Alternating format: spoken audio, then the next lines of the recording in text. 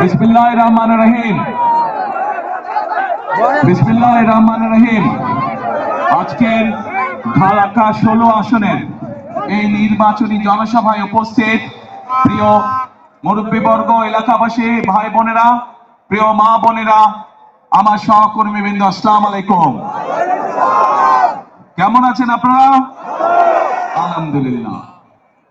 উপস্থিত প্রিয় ভাই বোনেরা, আজকে আমরা এখানে উপস্থিত হয়েছে নির্বাচনী জনসভাকে কেন্দ্র করে।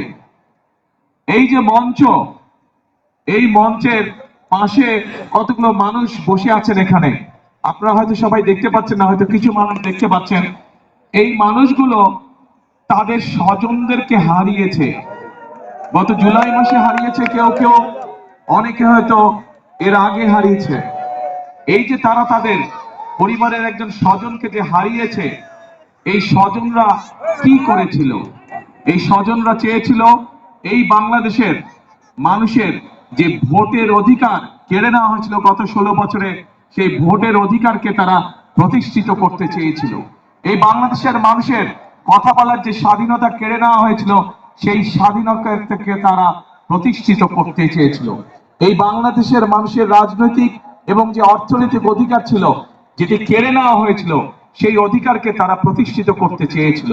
এবং সে কারণেই আমরা দেখেছি গত 16 বছর ধরে বিএনপির বহু নেতাকর্মী গুম, খুন, অত্যাচার, নির্যাতনের শিকার হয়েছে। আমরা দেখেছি গত জুলাই মাসে যখন ছাত্র জনতার গণ অভ্যুত্থান হয়, সেই সময় আমরা দেখেছি লক্ষ লক্ষ মানুষ কিভাবে রাজপথে নেমে এসেছিল এবং যে স্বৈরাচার এই দেশ থেকে পালিয়ে যেতে বাধ্য হয়েছে জনগণের গণ অভ্যুত্থানের আন্দোলনের মুখে, সেই সময় তারা পালিয়ে যাবার আগে কত 1400-র মতন মানুষকে তারা হত্যা করেছে, 20,000-এর মতন মানুষকে তারা বিভিন্ন ভাবে আহত করেছে। প্রিয় ভাই বোনেরা, এই মানুষগুলোর যে আত্মত্যাগ, এই মানুষগুলোর যে যারা জীবন উৎসর্গ করেছে, এদের এই ত্যাগ কি কখনো বৃথা যেতে পারে?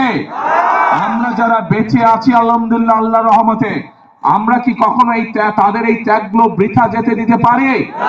আমরা বৃথা যেতে দিতে পারি না। প্রিয় ভাই বোনেরা, এখন যদি বৃথা যেতে দিতে না হয়, তাহলে আমরা যারা পেছনে রয়ে গেছে আমাদের কি করতে হবে? আমাদের দুটো কাজ প্রিয় ভাই বোনেরা। একটি কাজ হচ্ছে, যেই অধিকার আদায়ের জন্য ওই মানুষগুলো জীবন দিয়েছে, পঙ্গুত্ব বরণ করেছে কেউ কেউ, সেই অধিকার আমাদের আদায় হওয়ার সময় হয়ে এসেছে। অর্থাৎ 12 তারিখ যেই নির্বাচনের জন্য বাংলাদেশের মানুষ এক যুগেরও বেশি সময় ধরে অপেক্ষা করেছে, যে নির্বাচনের মাধ্যমে বাংলাদেশের মানুষ তাদের অধিকার প্রয়োগ করতে চায়, যে নির্বাচনের মাধ্যমে বাংলাদেশের মানুষ তাদের মতামত তুলে ধরতে চায়, সেই নির্বাচন আমাদের সামনে উপস্থিত এবং জনগণ সেদিন 12 তারিখে তাদের সেই অধিকার প্রয়োগ করবে। এবং একই সাথে প্রিয় ভাই বোনেরা, এই যে মানুষগুলো যারা জীবন উৎসর্গ করেছে, যারা শহীদ হয়েছে, যারা পঙ্গুত্ব বরণ করেছে, অত্যাচার নির্যাতন সহ্য করেছে হাজার লক্ষ মানুষ, এই মানুষগুলোর আরেকটি প্রত্যাশা ছিল। এই যে এখানে আজকে ধানের শীষের প্রার্থী আমিনুল একটু আগে আপনাদের এলাকার যে সমস্যা বলে গেল, এরকম সমস্যা এই এলাকায় ঢাকা 16-তে যেমন আছে, ঢাকা মহানগরীতে যেমন আছে, সমগ্র বাংলাদেশের মানুষের বিভিন্ন সমস্যা আছে। কর্মসংস্থানের সমস্যা আছে, নারীদের অধিকার প্রতিষ্ঠিত করার সমস্যা আছে, আমাদের তরুণ যুবক ভাই বোনদের কর্মসংস্থানের সমস্যা আছে, শিক্ষার্থীর আগামী দিনের প্রজন্ম যারা শিক্ষার্থী তাদের শিক্ষার বিষয়ে সমস্যা আছে। এখানে আমিনুল হাসপাতালের কথা বলেছে, সমগ্র বাংলাদেশের জেলা, উপজেলা, গ্রাম পর্যায়ে মানুষের স্বাস্থ্য সুবিধা নিশ্চিত করার সুবিধা আছে। অর্থাৎ এক কথায় আমরা দেখেছি গত 16 বছরে কিভাবে মেগা প্রজেক্ট হয়েছে, কিন্তু মানুষের ভাগ্যের মেগা পরিবর্তন হয়নি, বরং আমরা দেখেছি মেগা প্রজেক্টের নামে মেগা দুর্নীতি হয়েছে, কিন্তু মানুষের ভাগ্যের পরিবর্তন হয়নি। কিছু সংখ্যক মানুষের ভাগ্যের পরিবর্তন হয়েছে। প্রিয় ভাই বোনেরা, আজ সময় এসেছে দেশ এবং দেশের মানুষের আমাদেরকে ভাগ্যের পরিবর্তন করতে হবে। এবং সে কারণেই আপনারা নিশ্চয়ই দুদিন আগে দেখেছেন, বাংলাদেশ জাতীয়তাবাদী দল বিএনপির পক্ষ থেকে সমগ্র দেশের মানুষের সামনে আমরা আমাদের দলের ম্যানিফেস্টো উপস্থাপন করেছি। সেখানে আমরা নারীদেরকে কিভাবে আমরা সামনে এগিয়ে নিতে চাই, সেখানে আমরা ছাত্রদের লেখাপড়ার জন্য কি ব্যবস্থা করতে চাই, সেখানে আমরা উল্লেখ করেছি কিভাবে আমরা বেকারদের কর্মসংস্থানের ব্যবস্থা করতে চাই, সেখানে আমরা উল্লেখ করেছি কিভাবে আমাদের 40 লক্ষ প্রতিবন্ধী মানুষ আছে সারা দেশে, তাদের পাশে আমরা দাঁড়াতে চাই। সেখানে আমরা উল্লেখ করেছি যে কিভাবে আমরা আমাদের কৃষক ভাইরা যারা পরিশ্রম করে আমাদের খাদ্যের যোগান দেন, সেই কৃষক ভাইদের পাশে আমরা দাঁড়াতে চাই। সেখানে আমরা সুন্দরভাবে উল্লেখ করেছি আপনাদের এলাকার সন্তান আমিনুল যেমন একজন প্রফেশনাল খেলোয়াড়, শুধু আমিনুল একা কেন হবে, আমিনুল মতানো শত শত আমিনুল কিভাবে আমরা তৈরি করতে পারি দেশে, সেটির উল্লেখ আমরা করেছি। প্রিয় ভাই বোনেরা, এখন প্রিয় ভাই বোনেরা, আমাদের সামনে একটি বিশাল বড় কাজ আছে। 12 তারিখে আমাদেরকে সঠিকভাবে নির্ধারণ করতে হবে, নির্বাচিত করতে হবে যে কাদেরকে দিয়ে আমরা দেশ পরিচালনার দায়িত্ব করব। একই সাথে প্রিয় ভাই বোনেরা, আপনাদের সামনে একটি রাজনৈতিক দল হিসাবে আমরা আমাদের কর্ম পরিকল্পনা উপস্থাপন করেছি। আজকে এই জনসভায় দাঁড়িয়ে আপনাদের সামনে হয়তো আমি আমাদের যে রাজনৈতিক প্রতিপক্ষ তাদের সম্পর্কে হয়তো আমি অনেক কথা বলতে পারতাম, তাদের সম্পর্কে হয়তো আমি অনেক গীবত গাইতে পারতাম, কিন্তু আমি যদি প্রতিপক্ষ সম্পর্কে বা কারো সম্পর্কে যাই বলি না কেন, তাতে কি জনগণের কোনো লাভ হবে? প্রিয় ভাই বোনেরা, জনগণের কোনো লাভ হবে না। আজকে সময় এসেছে, আমরা আন্দোলন করেছি, সংগ্রাম করেছি, আমাদের বহু সহকর্মী সহ অরাজনৈতিক বহু ব্যক্তি বিভিন্ন ভাবে গত 1 যুগেরও বেশি সময় ধরে নির্যাতিত হয়েছেন, অত্যাচারিত হয়েছেন, নিজেদের জীবন উৎসর্গ করেছেন। আমরা আমাদের সেই মহেন্দ্রক্ষণে উপস্থিত হয়েছি যেখানে আমরা নিজেদের রায় দিয়ে জনগণের সরকার প্রতিষ্ঠিত করতে পারবো।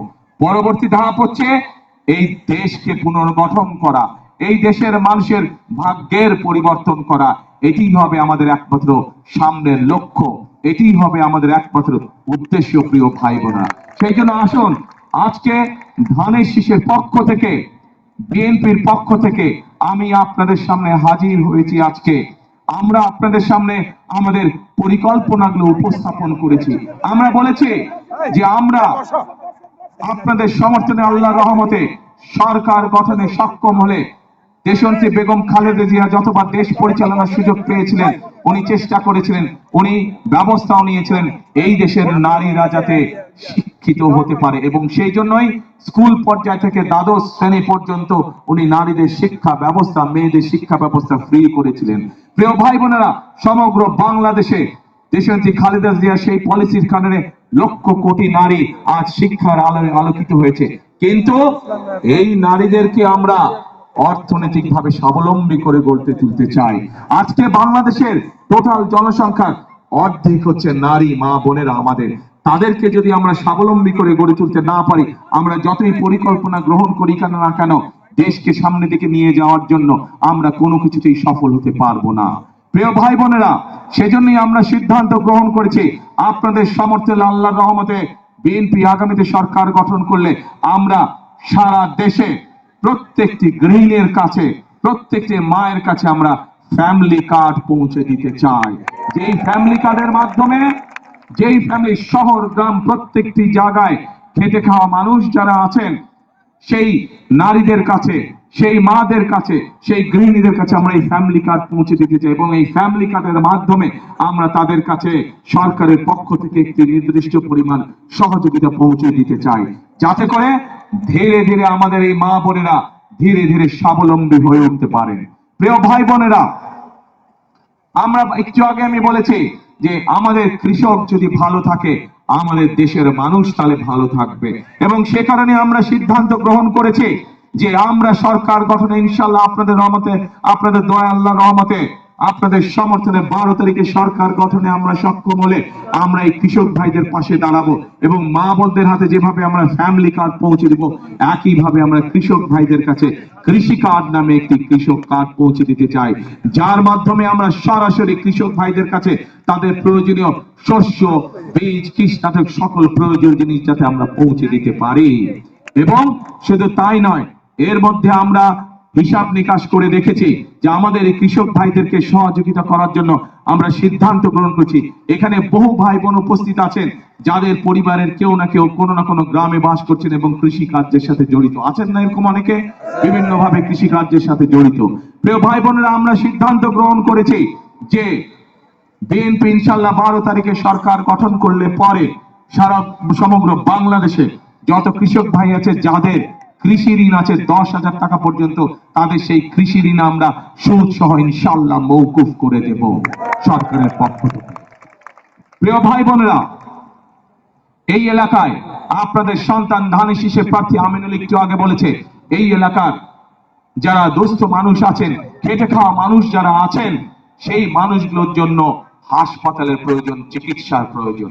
ইনশাল্লাহ ইনশাল্লাহ আজকে আপনাদের সামনে এতটুকু আমি বলে যেতে চাই, আমাদের যেরকম সারা বাংলাদেশের মানুষকে চিকিৎসা দেওয়ার, ঘরে ঘরে চিকিৎসা সুবিধা, বিশেষ করে মা বোনদের জন্য চিকিৎসা পৌঁছে দেওয়ার জন্য যেরকম একটি পরিকল্পনা রয়েছে হেলথ কেয়ার নিযুক্ত করার মাধ্যমে, ঠিক একইভাবে আজকে আমিনুল তার এলাকার মানুষের চিকিৎসার জন্য যে হাসপাতালের কথা বলেছে, ইনশাল্লাহ বিএনপি সরকার গঠন করলে আমরা সেই হাসপাতাল এখানে তৈরি করব, যাতে করে এই এলাকার মানুষ দূরে যেতে না হয়, তার নিজের এলাকার মধ্যে যাতে করে তারা চিকিৎসা সুবিধা পেতে পারে।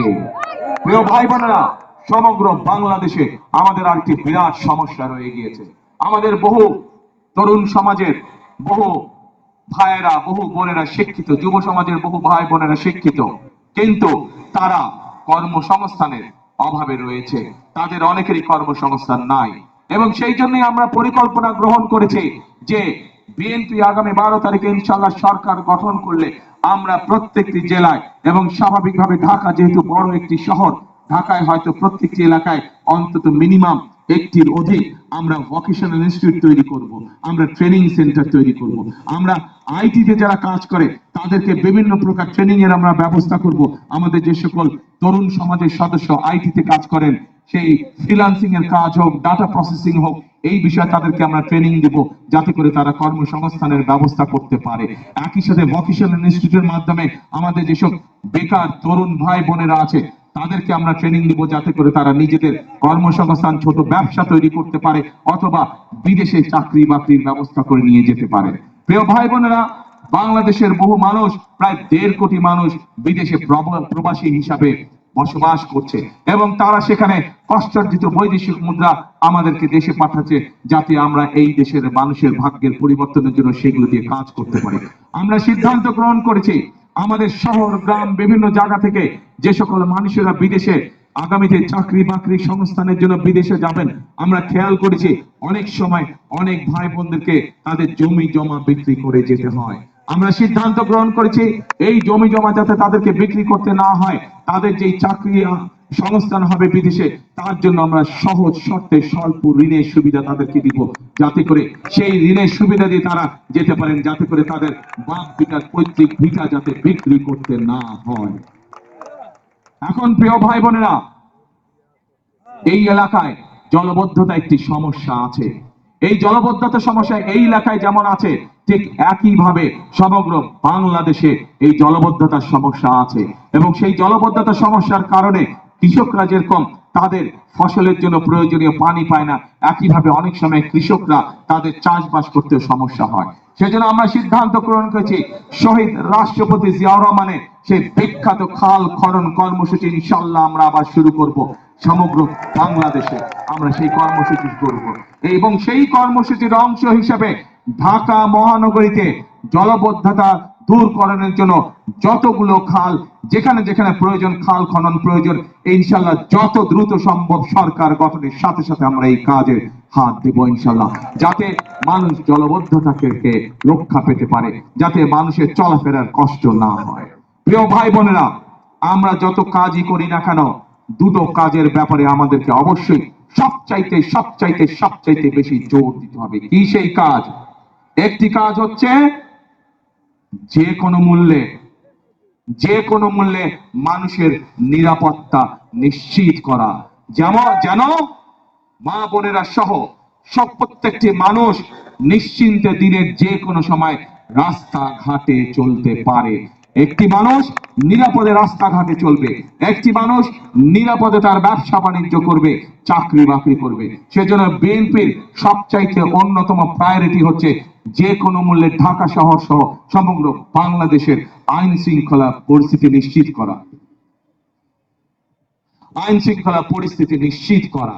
এবং একই সাথে প্রিয় ভাই বোনেরা, আমরা দেখেছি বিগত স্বৈরাচারের সময় কিভাবে উন্নয়নের নামে দেশ থেকে প্রতি বছর $16 বিলিয়ন পাচার করে দেওয়া হয়েছিল, অর্থাৎ দুর্নীতি। আমরা যত পরিকল্পনায় গ্রহণ করি না কেন, যদি আমরা দুর্নীতির লাগাম টেনে ধরতে না পারি, তাহলে জনগণের ভাগ্য পরিবর্তন করা অত্যন্ত দুরূহ ব্যাপার হয়ে যাবে। সেজন্য আমরা সিদ্ধান্ত করেছি যে কোনো মূল্যে আমাদের যত পরিকল্পনা আমরা করেছি সেগুলোকে বাস্তবায়নের জন্য, সেগুলোর সুফল যাতে জনগণের ঘরে পৌঁছতে পারে, তার জন্য আমরা দুর্নীতি এবং আইন শৃঙ্খলা রক্ষা যে কোনো মূল্যে জনগণের জন্য, এই দেশের জন্য আমরা নিশ্চিত করব। এটি আমাদের সর্বোচ্চ সিদ্ধান্ত। আমাদের প্রিয় ভাই বোনেরা, আমি ঢাকা 17 থেকে নির্বাচন করছি। আমি ঢাকা 17 যে অঞ্চলটি, সেই অঞ্চলেই আমি ছোটবেলা থেকে বড় হয়েছি। আমি ওই এলাকারই সন্তান। ঢাকা 17-র পাশে আপনাদের এই এলাকা ঢাকা 16। ঢাকা 17 এবং ঢাকা 16-তে একটি কমন সমস্যা রয়ে গিয়েছে। বহু মানুষ আছেন যাদেরকে প্রতি মুহূর্তে একটি দুশ্চিন্তার মধ্যে থাকতে হয়। এই এলাকা, এই সমস্যা আমার ঢাকা 17-তেও আছেন। বেশ কয়েকটি এলাকা আছে যেখানে মানুষ নিশ্চিন্তে থাকতে পারে না, কিন্তু তাদেরকে প্রতি মুহূর্তে দুশ্চিন্তার মধ্যে থাকতে হয়। আমি সিদ্ধান্ত নিয়েছি, আমাকে আল্লাহর রহমতে আল্লাহ যদি আমাকে সুযোগ দেন, তাহলে সেই মানুষগুলোর জন্য আমি আমার ঢাকা 17 এলাকায় স্থায়ী বসবাসের ব্যবস্থা করব, দেশের আইনগত ভিত্তি দিয়ে। একইভাবে আজ এই এলাকাতেও একই সমস্যা রয়ে গেছে, যা আপনাদের সন্তান আমিনুল, আমাদের ধানেশীর প্রার্থী, একটু আগে তার বক্তব্য বলেছে। আপনাদের সামনে শুধু আজ এতটুকু বলতে চাই, আমার এলাকায় আমি এই সমস্যা যেভাবে সমাধানের চেষ্টা করব, ইনশাআল্লাহ পাশে আমার ঢাকা 16, কাজেই এই এলাকায় এই সমস্যার মধ্যে যারা আছেন ঠিক একইভাবে তাদের জন্য এই সমস্যার সমাধানের চেষ্টা করব ইনশাআল্লাহ। বিএনপি সরকার গঠন করলে ধীরে ধীরে এই এলাকার মানুষের যে থাকার সমস্যা আছে, উপস্থিতির যে সমস্যা আছে, সেই সমস্যা আমরা সমাধান করব ইনশাআল্লাহ।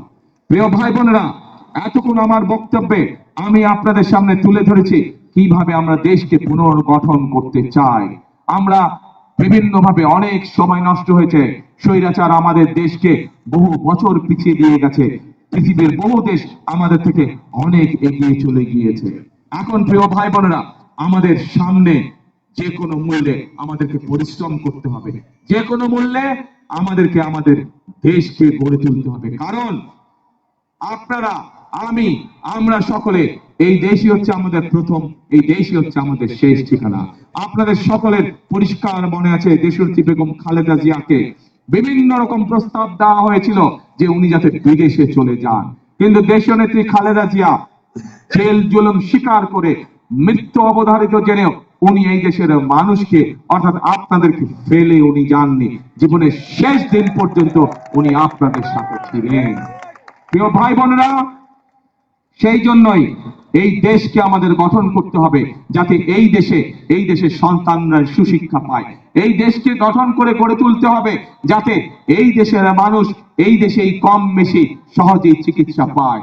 এই দেশকে আমাদের গড়ে তুলতে হবে, পুনর্গঠন করতে হবে, যাতে এই দেশের সন্তানেরা লেখাপড়া শেষ করার পরে এই দেশেই তাদের ব্যবসা বাণিজ্য কর্মসংস্থানের ব্যবস্থা করতে পারে।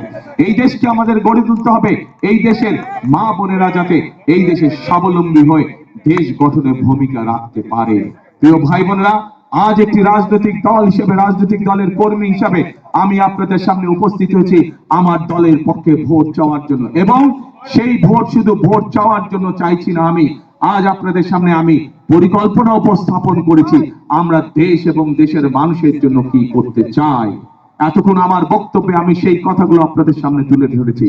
প্রিয় ভাই বোনেরা, উপস্থিত মুরব্বীবর্গ, উপস্থিত মা বোনেরা, এখন আমি আপনাদের কাছে জানতে চাই, আমার পরিকল্পনা তো আমি আপনাদের সামনে বলেছি, কিন্তু ভাই বোনেরা, ঢাকা 16 আসনের মানুষের পরিকল্পনাটা কি?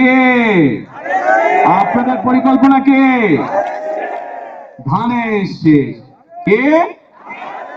ধানের শীষ 12 তারিখে আপনারা যদি আমাদেরকে ধানের শীষে ইনশাল্লাহ ভোট দিয়ে দেশ পুনর্গঠনের সুযোগ দেন, এতটুকু আমি আপনাদেরকে বলতে পারি, বিএনপি যেমন অতীতে সকল সময় দেশ এবং দেশের মানুষের সাথে ছিল, ইনশাল্লাহ আগামী দিনেও দেশ এবং দেশের মানুষের পাশে বিএনপি থাকবে। আজ আমরা এই ঢাকা 16 আসনে দলের পক্ষ থেকে আমরা আমাদের দলের কর্মী, আপনাদের এই এলাকার সন্তান আমিনুলের হাতে আমি এই ধানের শীষ আজকে তুলে দিয়েছি। আপনারা আমিনুলকে 12 তারিখ পর্যন্ত দেখে রাখুন। আমিনুলকে আপনারা দায়িত্ব দিন। আমিনুল দায়িত্ব, এলাকার মানুষের দায়িত্ব। ইনশাল্লাহ আমিনুল জিতলে পরে, ধানের শীষ জিতলে পরে 13 তারিখ থেকে আমিনুল এলাকার মানুষের দেখভাল করছে কিনা, এলাকার উন্নয়নে কাজ করছে কিনা, সেইটি দেখার দায়িত্ব ইনশাল্লাহ আমার। প্রিয় ভাই বোনেরা, আগেই বলেছি আমি আপনাদের প্রতিবেশী হিসাবে ঢাকা 16 দেখার দায়িত্ব আমার দায়িত্বের মধ্যে পড়ে। ইনশাল্লাহ আপনাদের সন্তান হিসাবে, আপনাদের প্রতিবেশী হিসাবে আমি আপনাদের সাথে যেমন আগেও ছিলাম, ইনশাল্লাহ ভবিষ্যতেও থাকবো। প্রিয় ভাই বোনেরা, বক্তব্যের শেষে আবারও আমি আমার আমিনুলের জন্য, আমাদের দলের ধানের শীষের জন্য সামগ্রিকভাবে এইখানে যত মানুষ উপস্থিত আছেন, আপনাদের মাধ্যমে আপনাদের যে সকল আত্মীয় স্বজন বন্ধু বান্ধব সারা বাংলাদেশে ছড়িয়ে ছিটিয়ে আছে, আপনাদের মাধ্যমে তাদের সকলকে ধানের শীষের জন্য ভোট চেয়ে আমার বক্তব্য শেষ করছি। ইনশাল্লাহ সকলে ভালো থাকবেন, আমার জন্য দোয়া করবেন, আমিও দোয়া করব আপনারা যাতে ইনশাল্লাহ সকলে ভালো থাকবেন। আল্লাহ হাফেজ। বাংলাদেশ জিন্দাবাদ, বাংলাদেশ জাতীয়তাবাদী জিন্দাবাদ। আমরা অভিনন্দন জানাচ্ছি আমাদের ধানের শীষের প্রতি।